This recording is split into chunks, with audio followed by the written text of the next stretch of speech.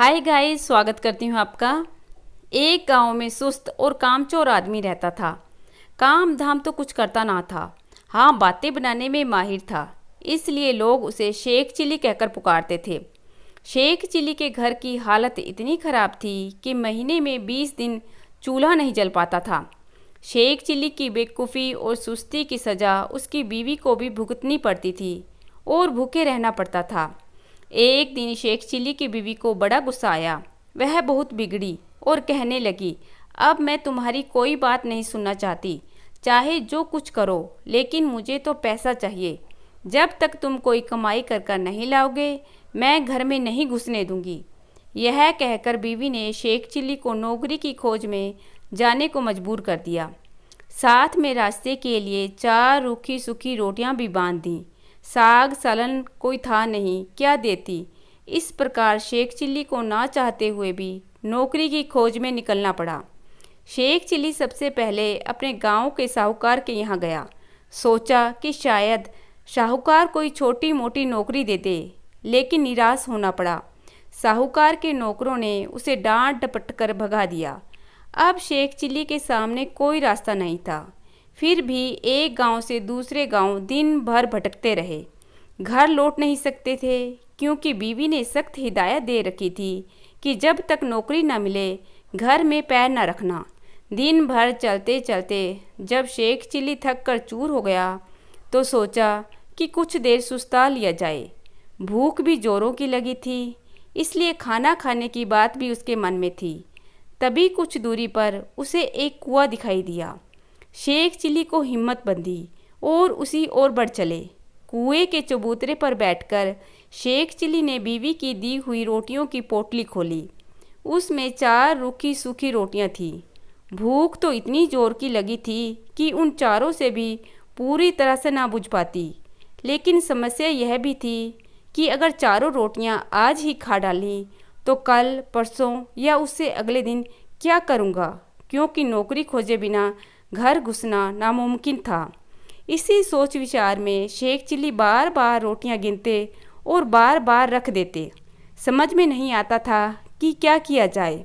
जब शेख चिल्ली से अपने आप कोई फैसला ना हो पाया तो कुएं के देव की मदद लेनी चाहिए।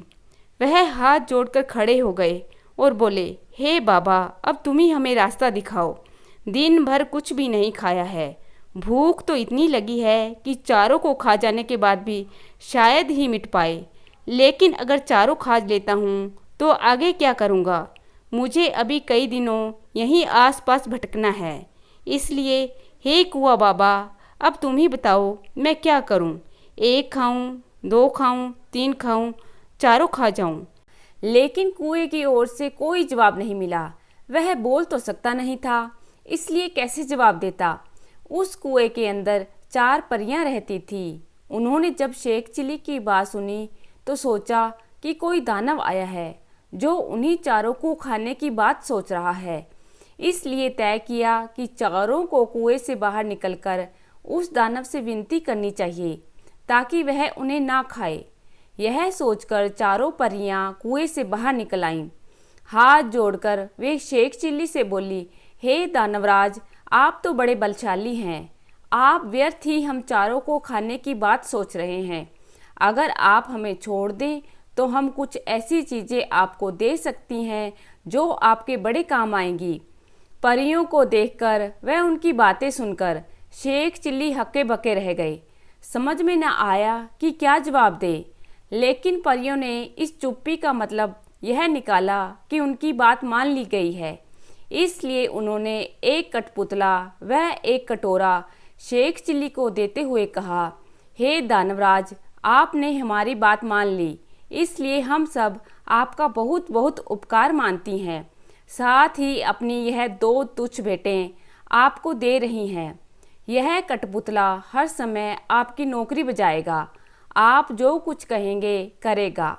और यह कटोरा वह हर एक खाने की चीज़ आपके सामने पेश करेगा जो आप इससे मांगेंगे। इसके बाद परियां फिर से कुएं के अंदर चली गईं। इस सब से शेख चिल्ली की खुशी की सीमा ना रही। उसने सोचा कि अब घर लौटना चाहिए, क्योंकि बीवी इन चीज़ों को देखकर फूली ना समाएगी। लेकिन सूरज डूब चुका था, रात घिर आई थी। इसलिए शेख चिल्ली पास के एक गांव में चले गए और एक आदमी से रात भर के लिए अपने यहाँ ठहरा लेने को कहा। यह भी वादा किया कि इसके बदले में वह घर के सारे लोगों को अच्छे अच्छे पकवान व मिठाइयाँ खिलाएंगे। वह आदमी तैयार हो गया और शेख चिल्ली को अपने घर में ठहरने दिया।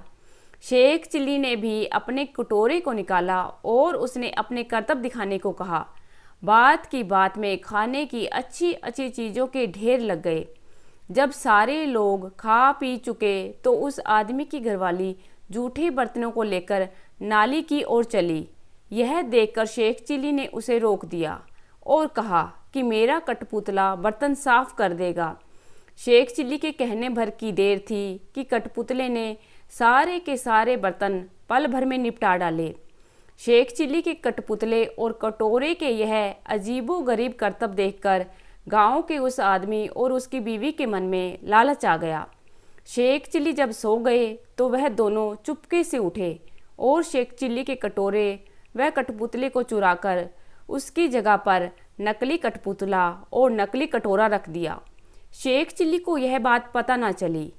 सुबह जब उठकर उन्होंने हाथ मुंह धोया और दोनों नकली चीज़ें लेकर घर की ओर चल दिए। घर पहुंचकर उन्होंने बड़ी बड़ी डींगें हाँकी और बीवी से कहा, भाग्यवान, अब तुझे कभी किसी बात की चिंता नहीं करनी पड़ेगी। ना घर में खाने की किसी चीज़ की कमी रहेगी, ना ही कोई काम हमें तुम्हें करना पड़ेगा। तुम जो चीज़ खाना चाहोगी मेरा यह कटोरा तुम्हें खिलाएगा और जो काम करवाना चाहोगी मेरा यह कठपुतला कर डालेगा। लेकिन शेख चिल्ली की बीवी को इन सब बातों पर विश्वास न हुआ। उसने कहा, तुम तो ऐसी डींगे रोज ही मारते हो, कुछ करके दिखाओ तो जानूं। हाँ क्यों नहीं, शेख चिल्ली ने तपाक से जवाब दिया और कटोरा व कठपुतले से अपने अपने करतब दिखाने को कहा। लेकिन वह दोनों चीज़ें तो नकली थी, अतः शेख चिल्ली की बात झूठी निकली। नतीजा यह हुआ कि उनकी बीवी पहले से ज़्यादा नाराज हो उठी। कहा, तुम मुझे इस तरह धोखा देने की कोशिश करते हो। जब से तुम घर से गए हो घर में चूल्हा नहीं जला है। कहीं जाकर मन लगाकर काम करो तो कुछ पैसे मिलें तो हम दोनों को 2 जून का खाना नसीब हो। इन जादुई चीज़ों से कुछ नहीं होने वाला। शेख चिल्ली फिर से चल दिए। वह फिर उसी कुएं के चबूतरे पर जाकर बैठ गए। समझ में नहीं आया कि क्या किया जाए। अब सोचते सोचते वह हार गए और कुछ भी समझ में ना आया तो उनकी आंखें छलछला आईं और रोने लगे। यह देखकर कुएं की चारों परियां फिर से बाहर आईं और शेख चिल्ली से उनके रोने का कारण पूछा। शेख चिल्ली ने सारी आपबीती कह सुनाई। परियों को हंसी आ गई। वे बोली, हमने तो तुमको कोई भयानक दानव समझा था और इसलिए खुश करने के लिए वे चीज़ें दी थी, लेकिन तुम तो बड़े ही भोले भाले और सीधे आदमी निकले। खैर, घबराने की ज़रूरत नहीं है, हम तुम्हारी मदद करेंगी। तुम्हारा कठपुतला और कटोरा उन्हीं लोगों ने चुराया है जिनके यहाँ तुम रात को रुके थे। इस बार तुम्हें एक रस्सी व डंडा दे रही हैं। इसकी मदद से तुम उन दोनों को बांधकर व मारकर अपनी दोनों चीज़ें वापस पा सकते हो। इसके बाद परियां फिर से कुएं के अंदर चली गईं। जादुई डंडा और रस्सी लेकर शेख चिल्ली फिर उसी आदमी के यहाँ पहुँचे और कहा, इस बार मैं तुम्हें कुछ और नए करतब दिखाऊंगा। वह आदमी भी लालच में आ गया। उसने समझा कि इस बार कुछ और जादुई चीज़ें हाथ लगेंगी, इसलिए उसने खुशी खुशी शेख चिल्ली को अपने यहाँ टिका लिया।